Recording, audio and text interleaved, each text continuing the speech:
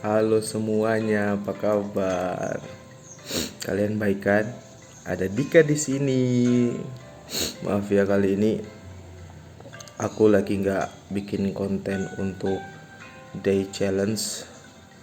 Badanku lagi kena drop. Ternyata belakangan ini anginnya lagi dingin ya. Panas. Siangnya panas banget. Terus malamnya dingin banget. Mana aku lagi penyesuaian tubuh kan. Jadi mungkin drop nih aku nih. Oh iya, di sini selamat datang, sebelumnya selamat datang di konten cerdik cerita anak indigo.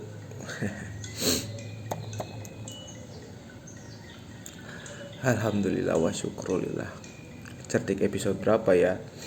Dan akhirnya Dika di sini memulai berbicara, memulai memberanikan diri kepada teman-teman, membicarakan pengalaman indigo Andika. Panggil aja Dika lah ya, biar lebih akrab.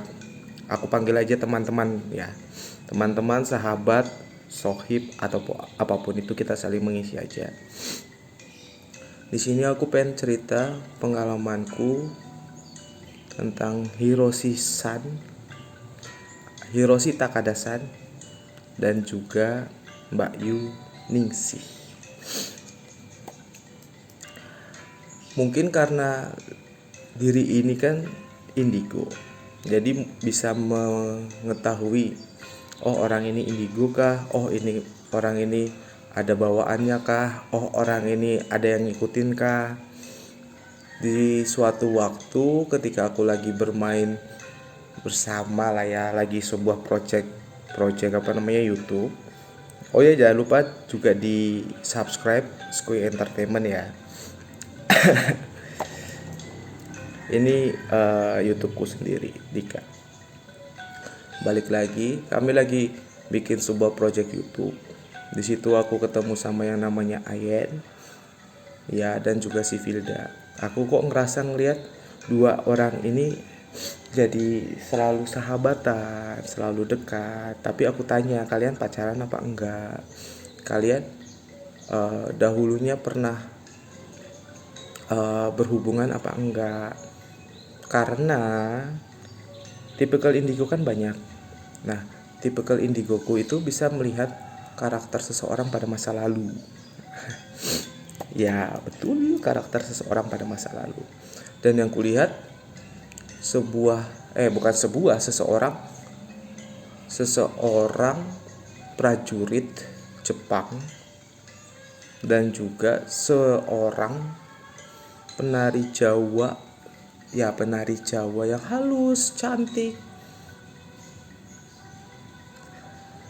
Kutanya mereka, kalian ada punya gawan nggak? Gawan itu pegangan kayak ataupun ada yang nempel, dan mereka jawab enggak.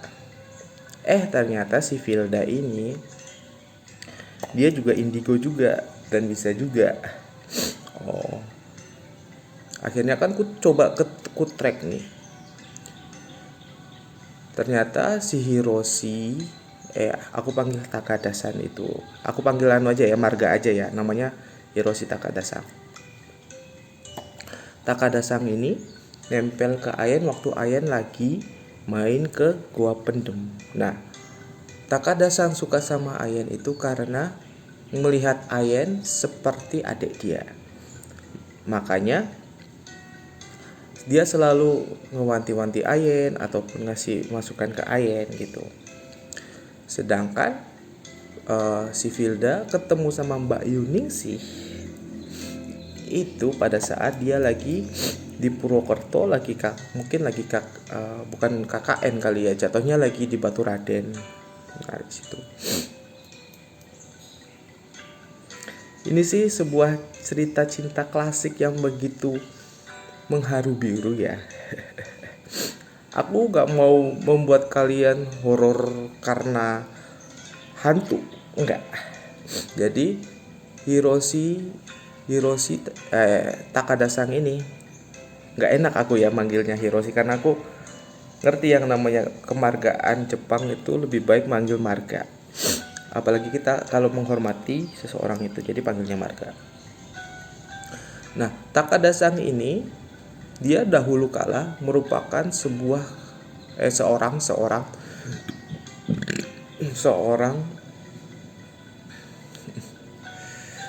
peleton, komandan peleton divisi elit zaman Jepang.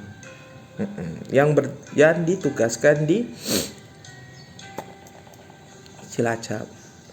Nah, Takada Sang itu suka sama seseorang. Yaps, betul sekali. Seseorang itu adalah Mbak Yuningsi. Nah, mereka berdua ketemu di sebuah pagelaran musik itu. Pagelaran musik dan seni tari. Ya, kita tahu lah ya, zaman dahulu kala, kita flashback ya, zaman dahulu kala ketika ada pagelaran musik ataupun pagelaran tari, ya real tradisional banget. Anggun, banyak minum, tetapi di sini Takada Sang ini tidak pernah minum, tidak pernah ibaratnya nakal sama cewek, menggoda cewek. Dia sangat menghormati yang namanya cewek. Aku dari point of view dari Takada Sang ya. Nah, suatu ketika dia lagi bukan melihat sih, bintang star yang ditunggu-tunggu biasanya, yang ditunggu-tunggu sama penonton muncul. Yes, it's Mbak Yuningsih. Di situ Takada Sang mulai merasakan ada getar-getar cinta. Awalnya dia tuh orangnya pemalu. Gimana sih tipikal orang Jepang yang beradab kayak kesatria dan samurai gitu. Yes, like that. Betul. Dia nonton dari baris belakang karena menurut dia apa sih ini, gak ada asik-asiknya gitu. Ketika melihat si Mbak Yuningsih, dia langsung maju ke depan. Dia nonton sambil tatapan cinta gitu. Gimana sih tatapan cinta gitu, yang kita ketika melihat seseorang 3 detik berasa dunia berhenti. Nah, tatapan seperti itulah yang dilontarkan Takada Sang ke Mbak Yuningsih. Dilalah, Mbak Yuningsih menangkap sinyal itu.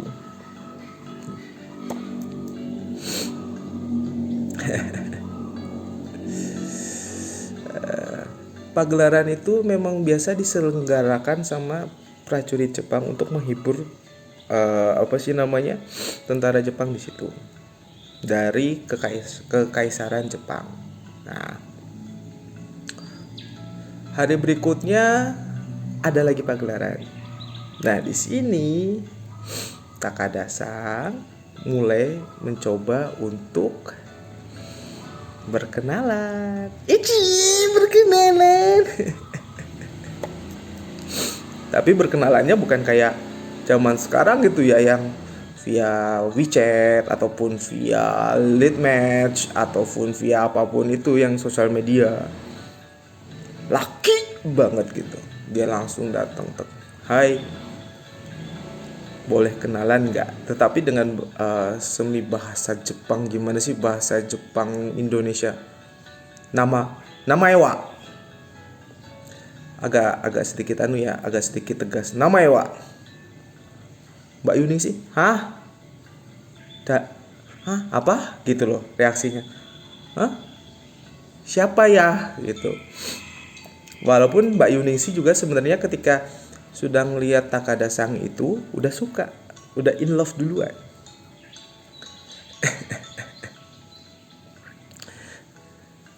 Ya gimana sih cewek yang nggak jual mahal gitu. Namanya Wak, Takada Sang bilang gitu. Boten ngertos kulo mas, tapi sing bahasa alus loh ya. Boten ngertos kulo mas. namamu siapa? Oh, nami kulo Ningsi. Hai, watashi wa de Hiroshi Takada-san. Salam kenal. Oh, Takada-san. Oh iya, salam kenal juga. Wah, so sweet banget. Kalau orang Indigo lihat itu tuh sweet banget. Mantap surantap. Gimana sih percintaan zaman dahulu gitu loh. Percintaan malu-malu, percintaan yang tidak to the point, percintaan yang gemes gitu loh. Nah, setelah berkenalan, karena zaman dahulu kan tidak ada yang namanya telepon, internet. Walaupun sudah ada yang namanya komunikasi. Komunikasinya ya kayak Morse gitu, kayak ada kotak di belakang untuk perang gitulah. Nah.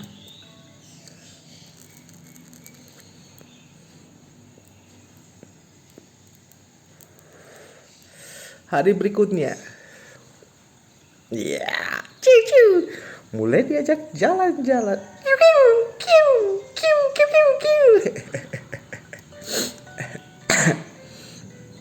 Takada-san karena sudah berkenalan,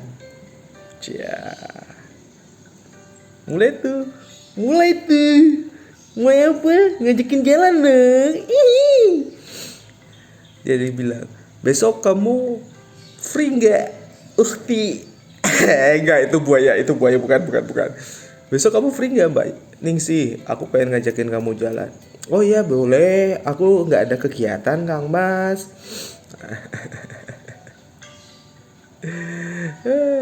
Akhirnya mereka jalan-jalan, ngobrol, tapi masih dengan sopan santun ya. Gimana sih pacaran zaman dahulu kayak gitu? Sweet banget beneran. Aku ngelihatnya tuh romantis gitu. Wah, ngobrol, bercanda, emang beneran berkenalan. Wah. Makan pokoknya makan jajanan pasar lah. Kalau aku zaman sekarang itu makanan jajanan pasar gitu. Sambil bercanda, bersenda gurau. Karena besoknya itu ternyata Takada-san juga tidak ada tugas. Nah, di situ Takada-san memperkenalkan diri kalau dia itu peleton elit lah ya, boleh dibilang peleton elitnya dari Kekaisaran Jepang yang diutus di Cilacap. Oh, Mbak Yuni sih kan semakin gimana sih orang yang nggak tertarik sama yang namanya dunia dan pangkat ya nggak?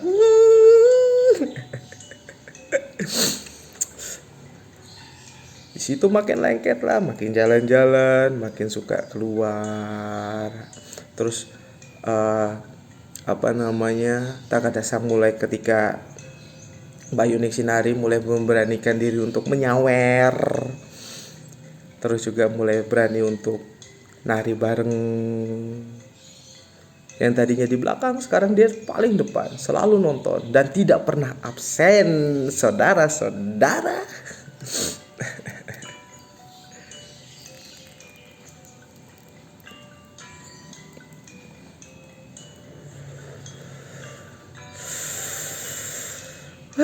Romantis kala itu, sweet banget, ngalahin roman picisan, asli ngalahin roman picisan, ngalahin Romeo Juliet,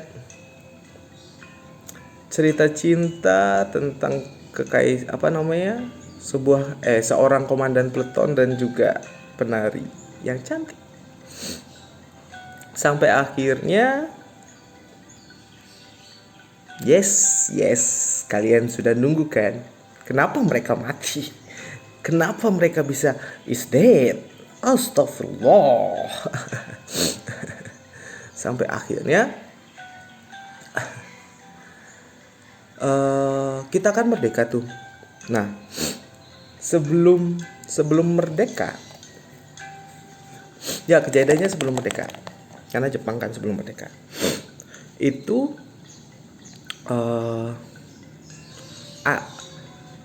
kan disebarin melalui radio. Nah, kekaisaran Jepang tuh khawatir sampai berita itu sampai kepada masyarakat yang ada di Cilacap. Kebetulan kan pemancarnya ada di Nusa Kambangan kalau nggak salah, di Nusa Kambangan bener. Di Nusa Kambangan. Akhirnya karena Takada Sang ini merupakan prajurit elit, prajurit TOP-BGT. Akhirnya dia diutus sendiri. Jadi ada dua opsi. Kamu mau bareng sama kelompokmu, tetapi kamu tidak bisa pulang, atau kamu bisa sendiri dan memutus semua jaringan itu. Ya, jaringan ini dalam artian kabar tentang Indonesia merdeka. Karena Takada Sang ini sangat mencintai yang namanya peletonnya, benar-benar mencintai dan bisa ngomong peletonnya. Akhirnya dia ngejawab atasannya, baik, saya akan mengambil itu sendiri. Ya, dia mengambil tugas itu sendiri. Dilala besoknya itu adalah pentasnya Siningsih. Ya.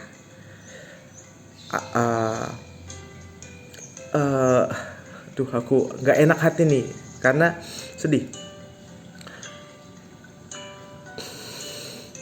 Takada Sang ngomong datang. Hai, apa kabar? Gini. Oh, biasalah, masih sendaguro, ngobrol biasa, bincang-bincang. Cuma di situ Takada Sang udah ngasih kode, ngasih pembicaraan yang mengarah. Mungkin itu udah sebuah firasat kali ya, kalau dia nanti akan sudah tiada. Nah, dia mau pamit tapi nggak tega, karena dia nggak mau menyakiti yang namanya komandan regunya, dan juga orang yang paling dia sukai. Akhirnya malam itu Siningsih dibahagiakan, disenengin. Selesai pentas diajak diajak having fun kalau bahasa sekarang, diajak chill, diajak hang out gitu. Yoi, chill, hang out. Nah, Ningsih kan tahu nih, kok nih ayang bebebku, ayang bebeb yang terkasihku, kenapa kok jadi baik banget, ngasih perhatian lebih, what's wrong? Cuma kan ya mungkin kalau zaman dahulu kan tidak sebelakasuta sekarang, tidak seterbuka sekarang. Akhirnya dia ngikutin aja. Oh ya, senang. Karena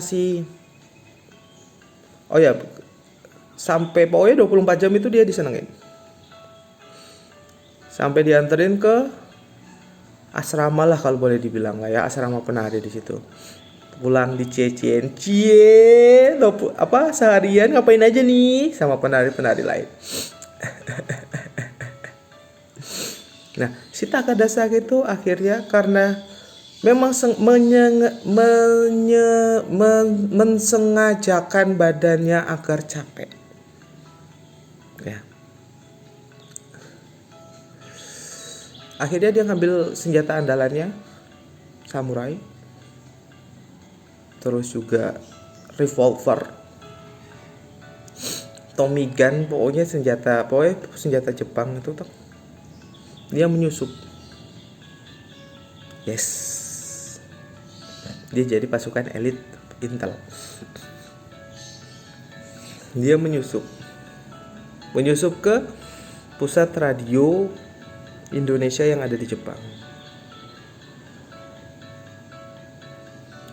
Gerbang pertama lolos.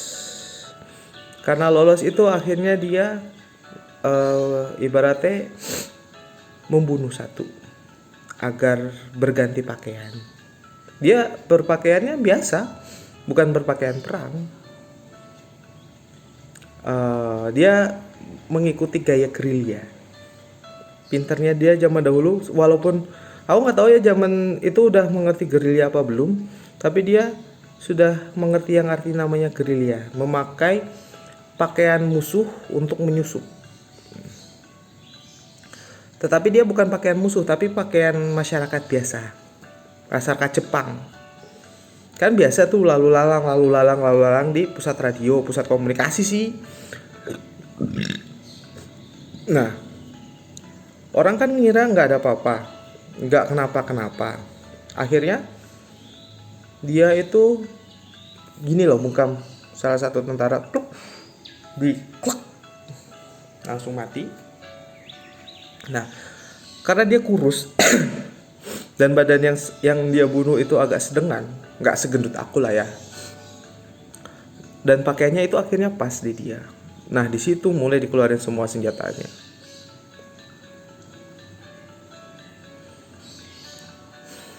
Yes, dia memakai senjata musuh, senjata orang Indonesia. Walaupun samurainya tetap dibawa, karena itu merupakan sebuah pride untuk dia.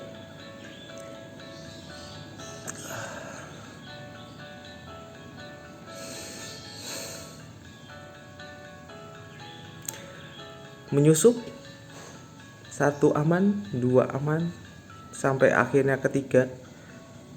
Kok ini anak ada yang ngerti gerak-geriknya. Ketika dia mau memutus jaringan pusat, tiba-tiba alarm bunyi. Ya, dia ketahuan. Dia ketar-ketir kelang kabut. Kondisi lagi capek, kondisi lagi psikisnya juga, mentalnya kena, nggak mau berpisah sama peletonnya, sama yang terkasih. Terus juga dia sangat mencintai negaranya. Akhirnya dia berjuang sendiri.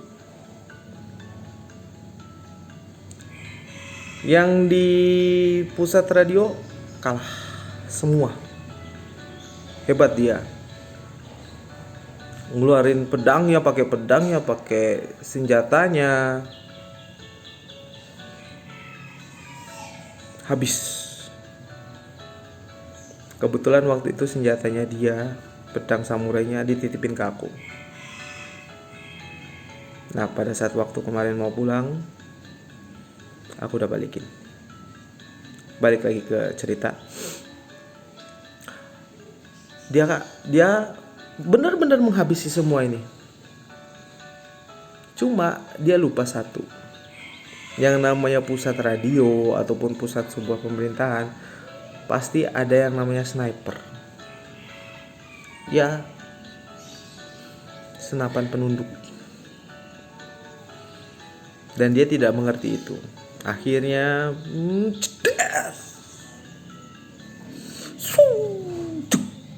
enggak gini.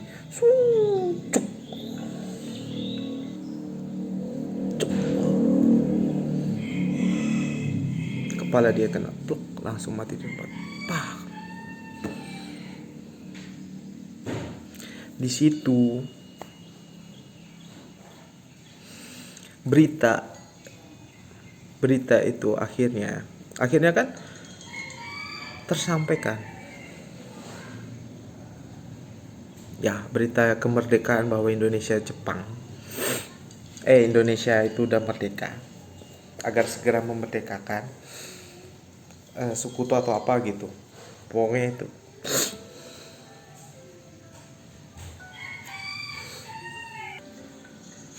Wah, seneng tuh kita sebagai rakyat Indonesia. Merdeka. Dibabat habislah tentara Jepang. Cuma Protonnya ini ngerasa, mana nih komandanku yang biasanya bawel, yang biasanya mecutin, yang biasanya bergerak untuk kita, kok nggak ada. Dilala langsung ada pengumuman merdeka. Wah, pelotonnya tahu nih. Jangan-jangan komandanku Takada Sang dapat tugas sendirian, dan dia mengambil tugas sendirian. Salah satu wakil kapten lah ya kalau boleh dibilang, coba ngecek ke leader papan tugas atau enggak ke atasan, dan dia benar. Wah, di situ revenge terjadi, saudara-saudara. Cuma ada yang berangkat, si wakil kapten itu bilang, yang mau ikut saya, bantu saya untuk balas dendam atas kematian kapten kita tercinta, ayo. Tetapi sebelum itu, salah satu, aku minta tolong kasih tahu ke Ningsih. Dia bilang kayak gitu, tapi dengan bahasa Jepang ataupun bahasa Indonesia yang yang tegas gitu. Tang. Gimana sih orang Jepang? Ya like that lah ya. Nah.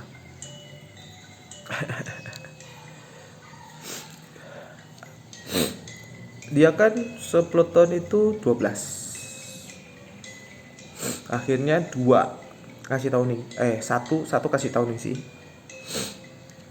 Yang satu, yang semuanya berarti kan sisa 11, include wakil kapten. Jadi 12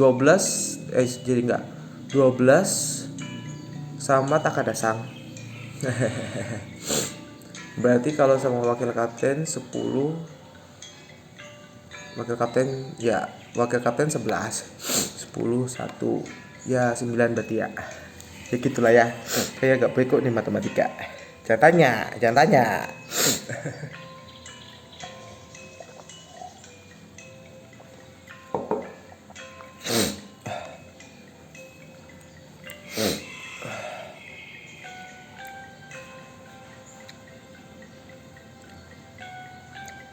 Oke, akhirnya mereka semua pergi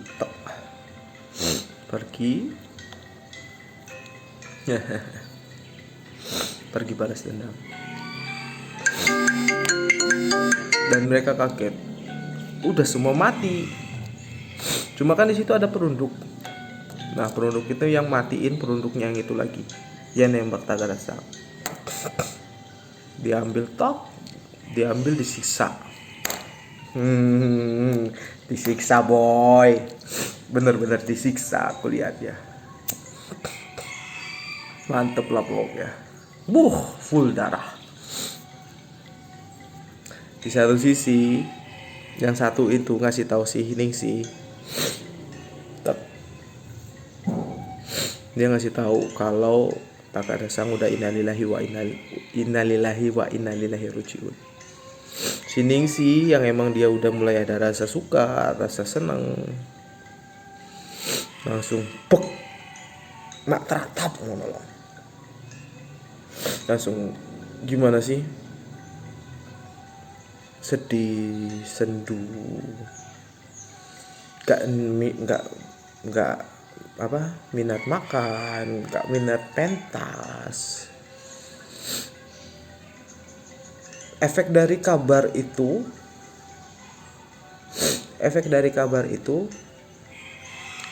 si Ningsih gak mau makan, broken heart lah ya.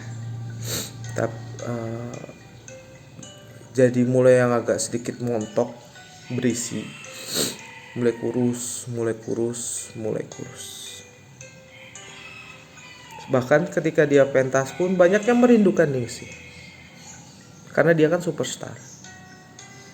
Cuma kayak ada sebagian diri dia yang hilang.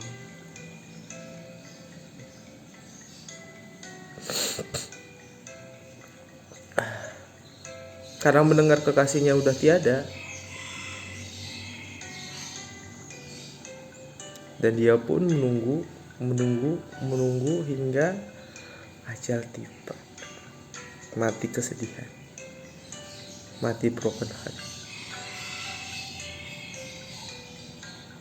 respect untuk Mbak untuk masalah percintaan. Nah, peletonnya ini kan udah bisa nih membalas dendam. Cuma Indonesia kan sudah merdeka tuh. Akhirnya dia diusir paksa dari Cilacap. Mereka semua. Ada yang selamat itu cuma yang ngasih tahu Ningsih sama wakilnya disiksa dulu, tapi wakil komandannya sama satu lagi itu aku lihat dia nggak tahu kemana, lari. Itu yang aku lihat.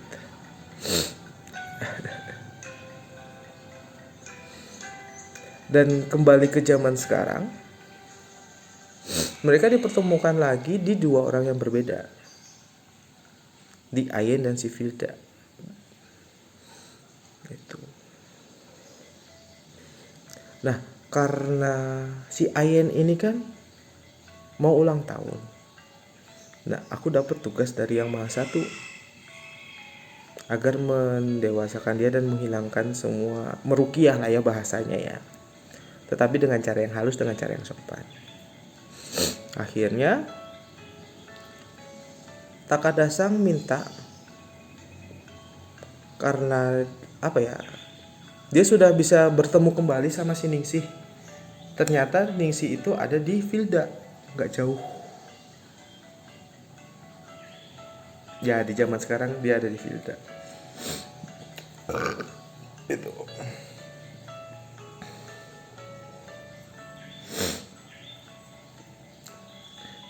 Kami pas lagi PPKM banget.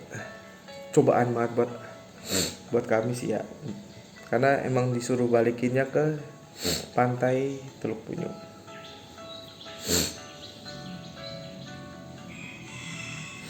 Pas mau balikin, ternyata dilalah Teluk Punyunya lagi ditutup. Untungnya ada teman di situ yang akhirnya kita terbukakan lah ya. Di situ aku kulonungun dulu sama Ratu Selatan, minta dibukakan. Cuma karena aku ngelihat pada saat itu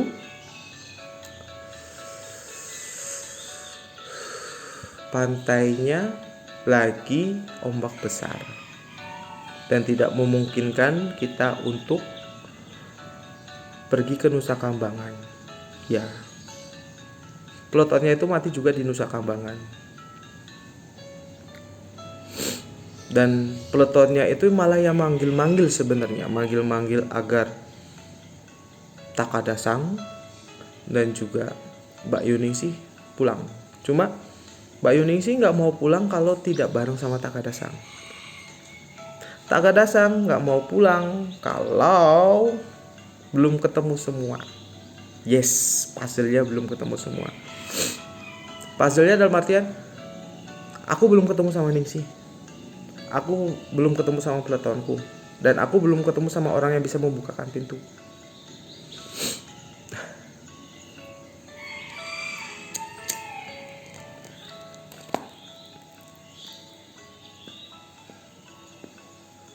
Setelah aku ngobrol sama Bunda Selatan pun mengingatkan untuk dibukakan alam barzah. Terus aku coba ngobrol sama beliau yang Maha Satu dan juga Nabi Muhammad SAW, minta tolong dibukakan. Dan alhamdulillah, mungkin niat kami baik. Niat kami mengantarkan arwah-arwah memang real penasaran dan memang sudah pengen pulang. Dibukakanlah itu pintu melalui selatan. Di situ aku ngantar mereka.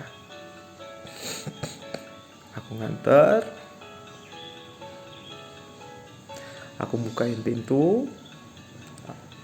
Dibukakan pintu. Ngantar sampai depan.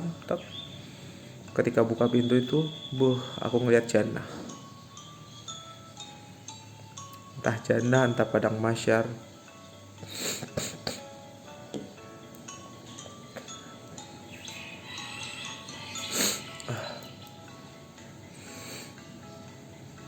Dan ternyata ketika aku buka pintu, bukan hanya 1, 2 Mbak Yuningsi, terus Takada Sang, dan juga peletonnya yang pulang, tetapi semuanya yang pengen memang pulang.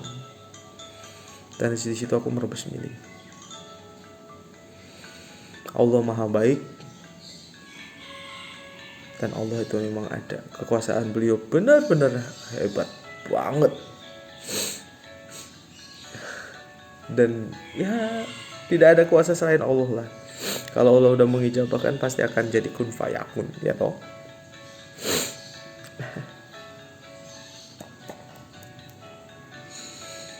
Dan mereka pun pamit pulang.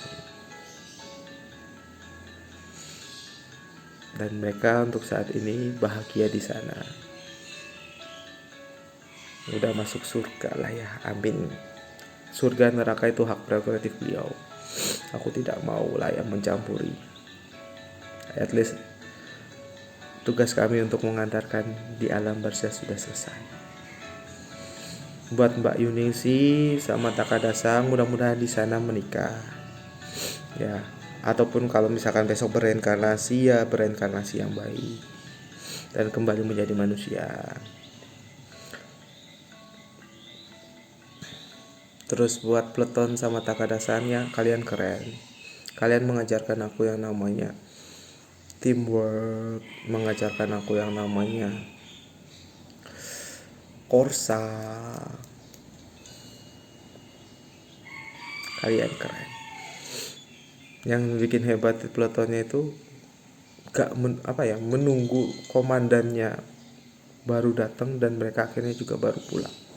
Tidak mereka langsung pulang, tapi mereka menunggu komandannya datang dan mereka pulang. Salut aku. Oke, mudah-mudahan ada hikmahnya. Mudah-mudahan juga ada pembelajarannya. Jadi tidak selamanya yang namanya hantu ataupun cerita-cerita serem itu menyeramkan. Oke. Ini langsung dari sudut pandang Indigo langsung ya. Hope you enjoy, hope you like it.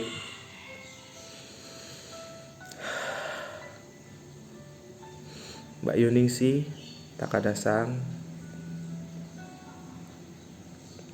cinta, kalau boleh dibilang sih sweet love. Yes, judul yang tepat ya adalah Sweet Love. Terima kasih ya. Saya Andika Tegar pamit. Assalamualaikum warahmatullahi wabarakatuh. See you in cerdik berikutnya.